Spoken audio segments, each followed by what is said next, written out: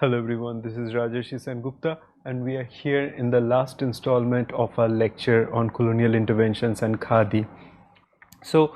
in the last lecture we have ended our discussion on this image of Bharat Mata by Abanindranath Tagore, and in which I said that there is a celebration of the common people's clothes and of course like the undyed fabric which Bharat Mata holds in the upper right hand, and then of course the saffron dyed fabric which symbolizes courage and sacrifice, and that she sort of wraps around her body. And in this one also we find that the kind of wrapping of the textile, and also of course this presence of this common cotton textile, both these things are something that is reminder for all of us about the common people's activities. That's not really something that the goddess is considered as someone who's beyond the reach of the commoners, but someone who resides among the commoners and everyone else. And it's a way in which we can see that it was a kind of a way in which the communities, like the large communities who reside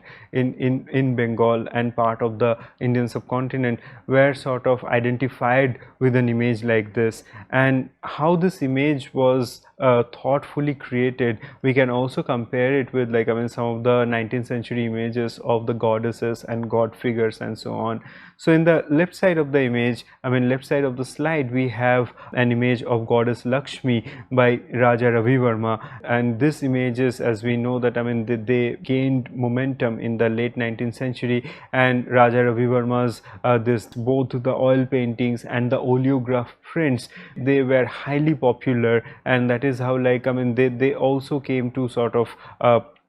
mark the imagination of the common people about how the gods and goddesses might look like. And that is the reason we find this Raja Ravi Verma prints, they ended up being in calendars who were in circulation for a large period of time, at least until the late 20th century as well. So what we see in this image here, that in the image of goddess Lakshmi, she is draped in this expensive red silk brocade textile, and that also has this zari border, perhaps this gold thread that is there in this a broad border of this red silk sari that she wears. And then the quality of the silk is then exemplified by the kind of the draping style, the fold and the flow of the textile. All those things, we do see that it's very different from the way in which the creases and then the stiffness of the cotton textile would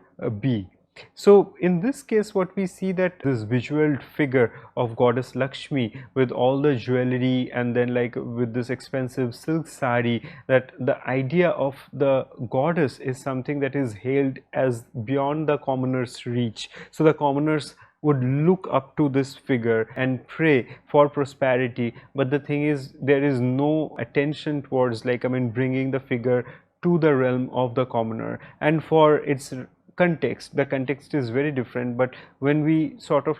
take this in comparison to the image of Bharat Mata, in which we also see this four-armed goddess like figure is there, but draped in the commoner's attire, then we see that how the use of textile in both these cases, they are very much context dependent. So it's not really like they were following some iconographical conventions blindly, but this iconography is something that is also contextual. That making of the goddess Lakshmi's figure is something that demanded the use of this expensive silk, whereas making of the image of Bharat Mata in 1905 during this proposed partition of Bengal by Abanindranath Tagore, that responded to this homespun and hand-woven cotton, because those industries were neglected by the colonial government, and we see that with the loss of livelihood, with the loss of community identity and everything else,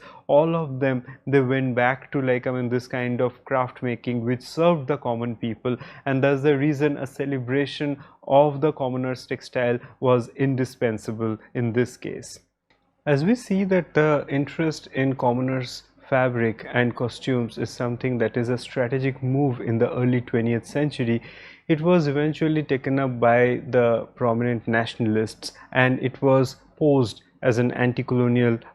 tool towards the British government. So this is where we find the impact of of the khadi fabric that sort of like enters the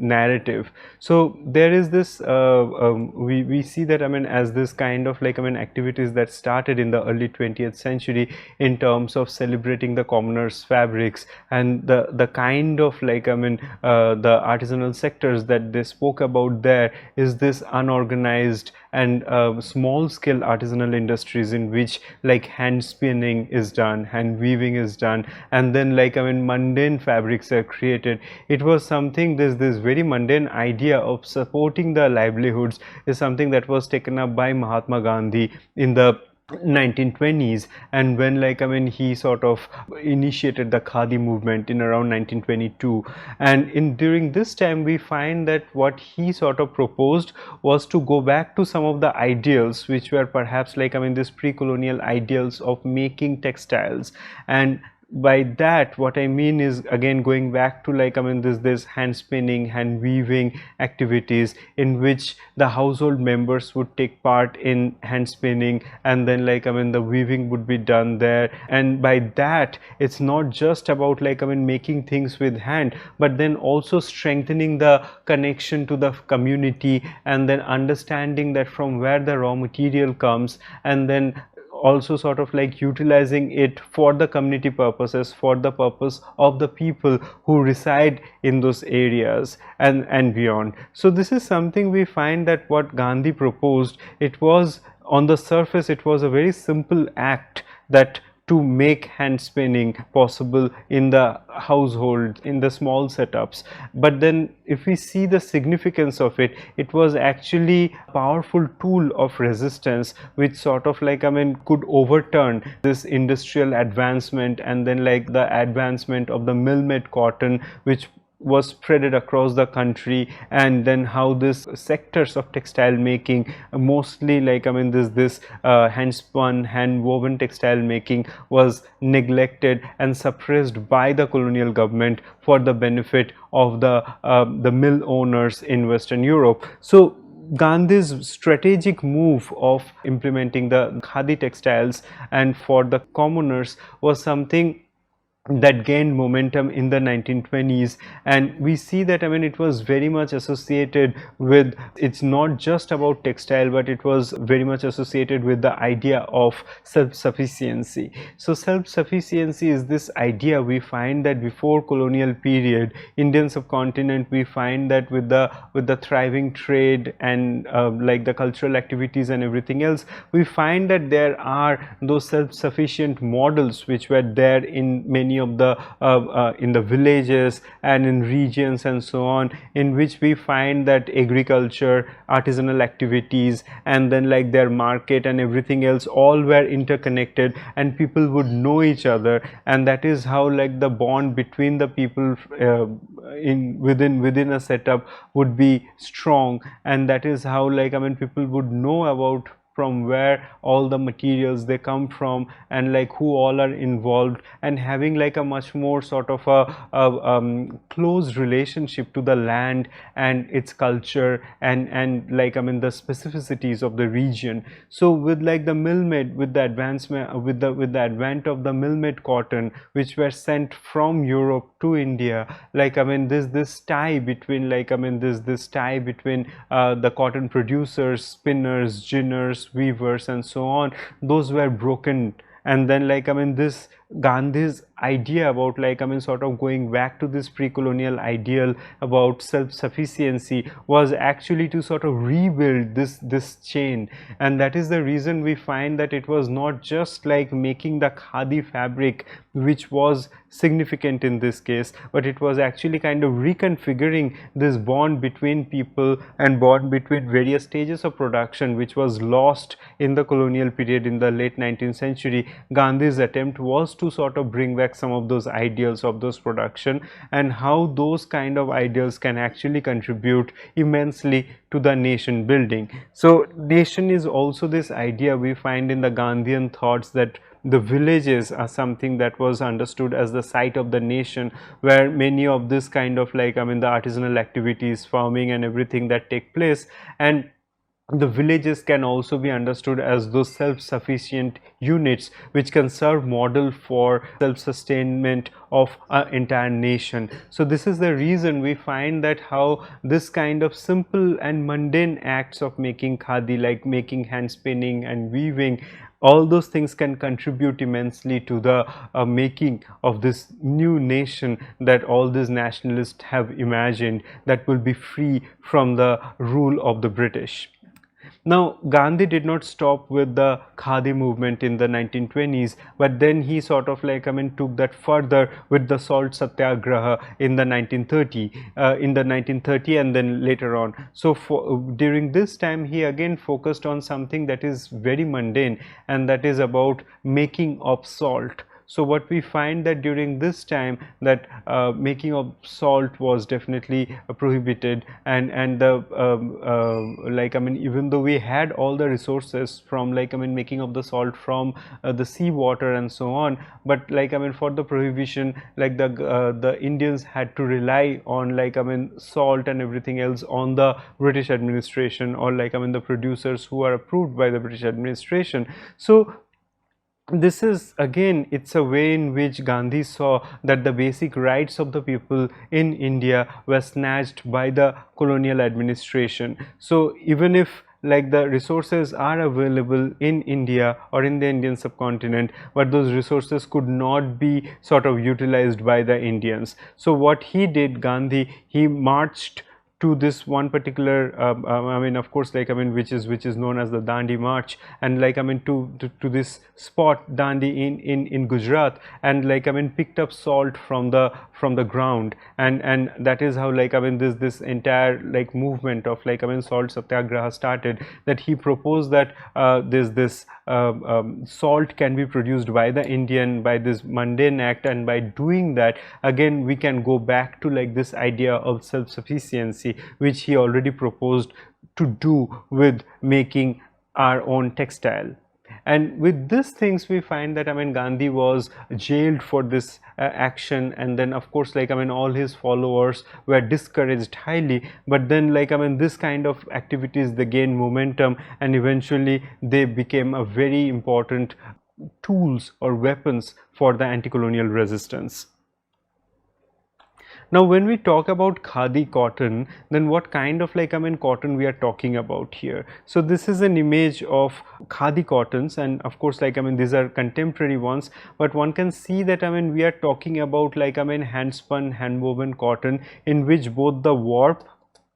and the weft are hand spun. And then, since we are talking about, like, I mean, spinning from cotton in the rural households, or like, I mean, anyone who's interested in doing the spinning, they can do this, and that's the reason there can be irregularity. So one can see in this yarns that there are all those irregular weft yarns which are there, and of course, like, I mean, we can see that in the warp yarn as well. So, like, I mean, this irregularity in the yarn is something that also sort of, like, I mean, attest that how this is made by hand, and that's the reason there is a lack of standardization that happens in the mills. So this irregularity is something that was discouraged, and then of course, I mean, this kind of, like, I mean, this hand spun yarn will be much more thicker, and it's not really as fine as the mill made cotton. So, like, I mean, of course, like, I mean, we can think about muslin and all those ones, but those are again, like, I mean, highly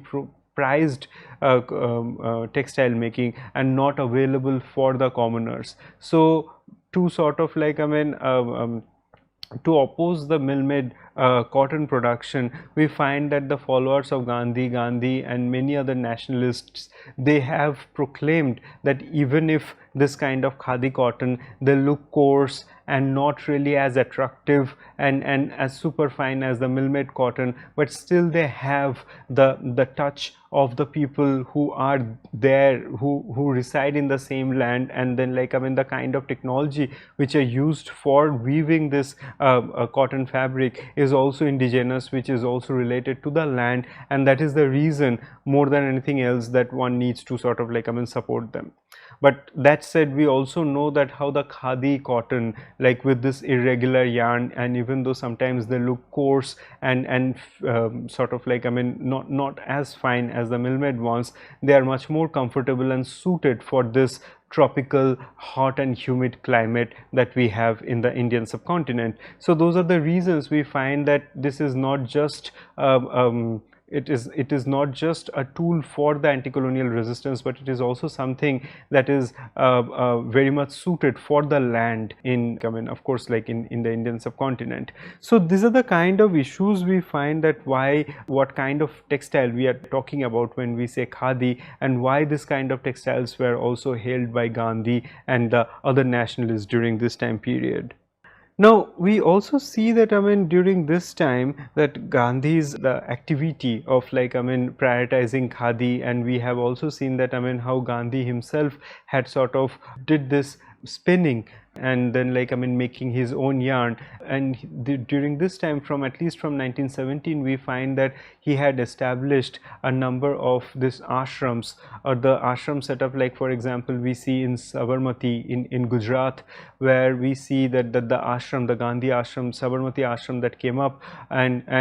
there we it kind of like I mean it was a reminder of like I mean the hardship, and then also at the same time like the resilience, and then like dedication and everything else. And there we find that in this ashram setup, many of this so-called mundane activities like spinning, weaving and other similar kind of like artisanal activities would take place, which could serve the common people. These things were not really meant for anything that is specialized, but these things were meant for something that can serve a large number of people, the communities. And that is the reason we find that a resonance of this kind of actions that remained, and that sort of like I mean did not just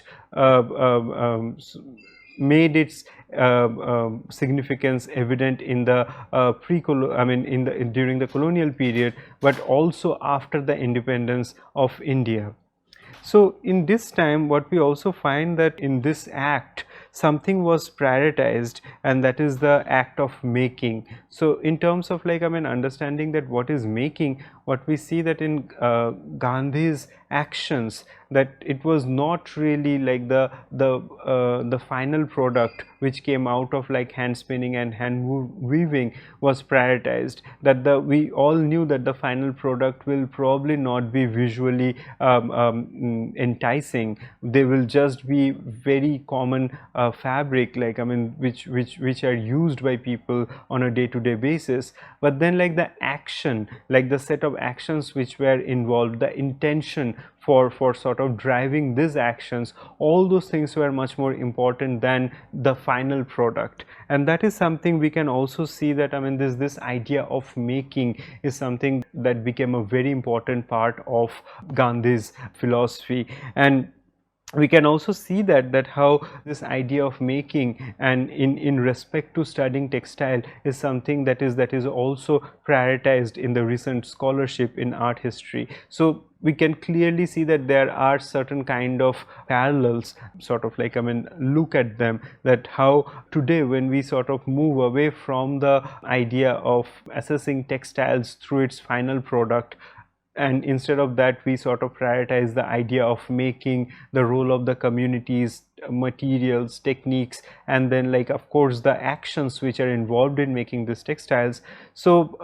this ideas, as we know today in the visual culture theory, that how they have been sort of prioritized, and visual is something that is been considered as part of the making and not really the end result of making, is something we can see that to be like also a parallel process of what Gandhian philosophy also suggested. Even though Gandhi was definitely not interested in art history or like the textile studies as such, but he clearly saw that there are certain potential in textile making or getting involved in this kind of activities which can enhance the idea of community livelihood, and also our approach towards life. And that is the reason we see that when we sort of focus on this idea of making, it's not just about redefining the way in which art history functions today, but it is also about a sort of perhaps a renewed way of looking at the communities around us, as well as looking within ourselves. Now with these activities, we find that with the establishment of the Sabarmati ashram in Gujarat, there were the other ashrams, those were established like Sevagram and so on. And then later on in 1947, this Gandhigram in Dindigul near Chengalpattu in Tamil Nadu was also established. It was the very spot where Gandhi got up from the got out of the train and sort of encouraged a large group of people there to sort of establish this ashram, and also having these activities there. So that was the same spot that was selected in Dindigul to establish this Gandhigram. So this kind of activities, we find that even though it started from this very mundane way of looking at the community and everything around us, then we also see that this kind of activities, they left a huge impact on the community across the subcontinent, and many different politicians, nationalists and significant people who hold significant places in the society and culture and everything else, they participated in that, and that is how the significance of khadi was made widespread across the communities. Now we also see that during this time there was also how a particular kind of clothing that became synonymous with the idea of identity. Now we can see this, that how in the 19th century, in the colonial documentation, in the cataloging and everything else, the particular style of clothing that was also sort of available to the colonial administrators for them to understand which kind of people they are looking at, and then eventually categorizing them in different groups and so on. So in the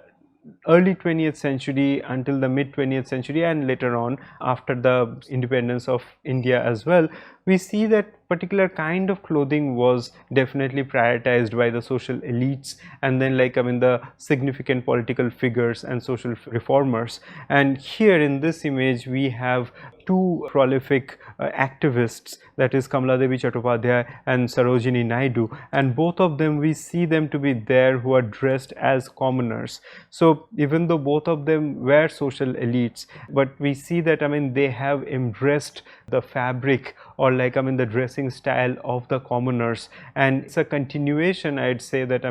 of some of the ethos of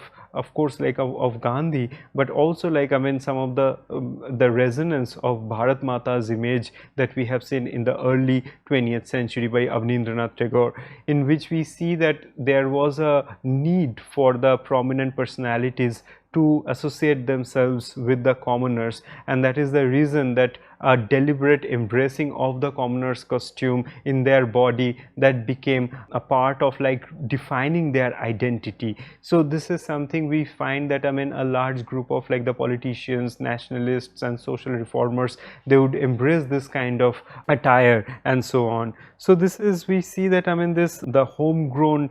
textile production is something that we find which had its high significance in the 1920s, and then of course the significance never really died out. So those then became part of the identity of the social elite as well. So we can see that how in the 19th century textile was very much part of defining the identity of the people in the Indian subcontinent. And then in the 20th century we find that with this renewed idea of what textile can do to serve the nation and to serve the community, the social elite, they deliberately embraced the commoner's textile to sort of